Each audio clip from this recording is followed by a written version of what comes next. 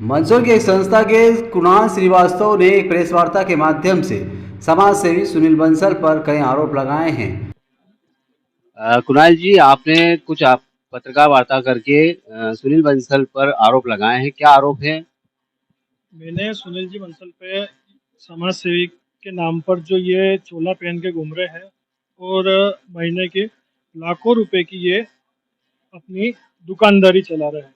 गांधी चौराहे पे बिठाकर लोगों को खिलाकर और जनता को दिखा रहे हैं कि इस तरीके का मैं गांधी चौराहे पर, क्योंकि देखिए देखा जाए तो पहली बात, अन्न क्षेत्र कमेटी पिछले कई वर्षों से खाना खिला रही है, परंतु अपनी एक निजी दुकान चलाकर इन्होंने ये साबित कर दिया है कि लूट मचा रहे चारों तरफ।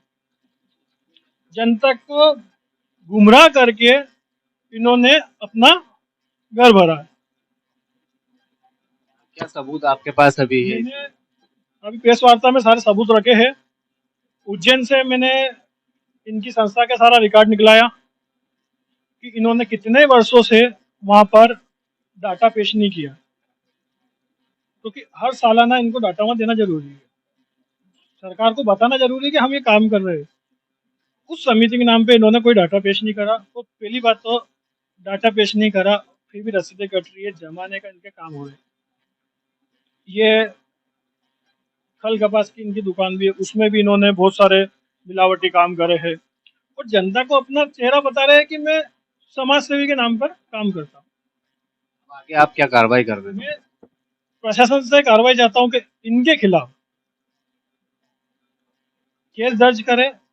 धोखाधड़ी का सारे आरोप मेरे पास सबूत है, उस आधार पर इनको केस दर्ज करके इन पर कार्रवाई की जाए। सुनील जी, कुणाल श्रीवास्तव ने एक प्रेस वार्ता की थी और आप पे कई आरोप भी लगाए हैं, तो इस विषय में आप क्या कहना चाहेंगे? देखिए, मुझे तो कोई संज्ञान था नहीं। आप ही का फ़ोन आया कि आपके जो गांधी चौराहे पर आप एक भोजनालय की व्यवस्था करते हैं ज़रूरतमंद लोगों के लिए।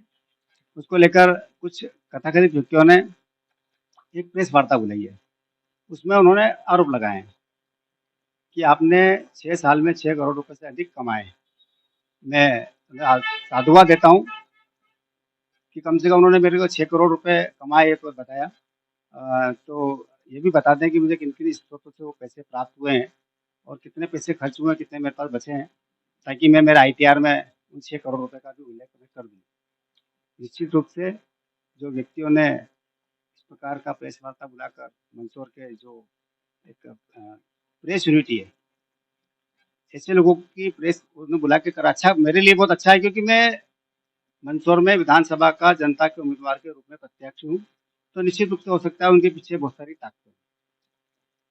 आपने देखा है कि पिछले 6 सालों से भी अधिक से गांधी चौराहे पर जो ज़रूरतमंद लोग हैं उनके लिए भोजन की व्यवस्था जन सहयोग से, हमारा जो बैनर लगा है उस पे लिखा हुआ जन सहयोग से और प्रभु इच्छा से, प्रतिदिन वहाँ जो ज़रूरतमंद लोग आते हैं, जो जिला चिकित्सालय पास में उसके अटेंडर, रेल बसेरा है, रेलवे स्टेशन है, उन लोगों के राहगीर, उन सब लोगों के लिए वहाँ पर जो जनता के द्वारा हमें राशि दी जाती है, उसके माध्यम से उन्हें हम भोजन वहाँ कराते हैं। और निश्चित रूप से पूरी पारदर्शिता के साथ उस काम को वहाँ पर किया जाता है। जिन भी लोगों ने इस आरोप को लगाया है, वो उस आरोप को जनता के बीच सिद्ध करें, और जिस दिन वो सिद्ध कर देंगे, उस दिन मैं अपने आप को घासलेट डालकर उस गांधी चौराहे पर ही मैं अपने परिवार के साथ आत्महत्या कर लूँगा, क्योंकि मैं समाज में सेवा करता हूँ। निश्चित रूप से आपने अगर कोई आरोप लगाया है, तो उस आरोप को सिद्ध करें, ताकि अनेक जो सामाजिक संस्थाएँ इस बाज़ार में काम कर रही है, उनकी छवि धूमिल हो और एक मंदसौर में एक आस्था का केंद्र बनाएँ। एक आइकॉन बना है मंदसौर कि यहाँ कोई भूखा नहीं सोता है। निश्चित रूप से हमें गर्व है कि हम ऐसे ऐसे शहर में रहते हैं जो भगवान पशुपतिनाथ जी की पवित्र नगरी है। और जिन लोगों ने आरोप लगाए और जो वहाँ पर बैठे हैं उनके साथ, शायद उन्होंने भी वहाँ पे कुछ काम किया है, और वो काम किया उसके बाद उनके साथ क्या रश हुआ, कुछ पिछले दिनों कुछ कोर्ट ने उनके खिलाफ फैसला भी दिया। इस प्रकार के कृत्य हुए, मैं उसके अंदर में जाना नहीं चाहता। और जो लोग ये बता रहे हैं कि मैं इस प्रकार की सेना का वो हूँ, ये हूँ, तो ये सबसे पहले तो ये बताएं कि उनका काम धंधा क्या है, वो अपना घर कैसे चलाते हैं। मेरे ऊपर और 2-3 जो ये एक प्रेस नोट पढ़ा, इसमें लिखा है कि पशु आहार का धंधा, फलानी चीज़। मैं जिस परिवार से हूँ, मेरे 100 साल से भी अधिक से पुरानी दूध की डेयरी है, 50 साल 45 साल से मेरा पशु आहार का बिज़नेस है। और जो भी आरोप उन्होंने लगाए हैं निश्चित रूप से उन्हें सिद्ध करना चाहिए, ताकि मेरे जैसा व्यक्ति अगर समाज सेवा का नाम लेता है और काम करता है तो निश्चित रूप से समाज में मैं घृणा का पात्र हूँ, और नहीं हूँ तो उन्हें इस बात का सबूत उनको देना पड़ेगा। और समाज में काम करना, निश्चित रूप से काजल की कोठरी में से निकलकर बेदा गाना, और अनेक बार अनेक लोगों ने ये तो अभी लगाया है, इसके पहले भी अनेक सामाजिक क्षेत्र में जब मैं काम करता हूँ, जिस क्षेत्र में काम करता हूँ, उन्होंने कहा कि आप अन्य क्षेत्र में पदाधिकारी हैं और एक दुकानदारी नहीं खोल रखी।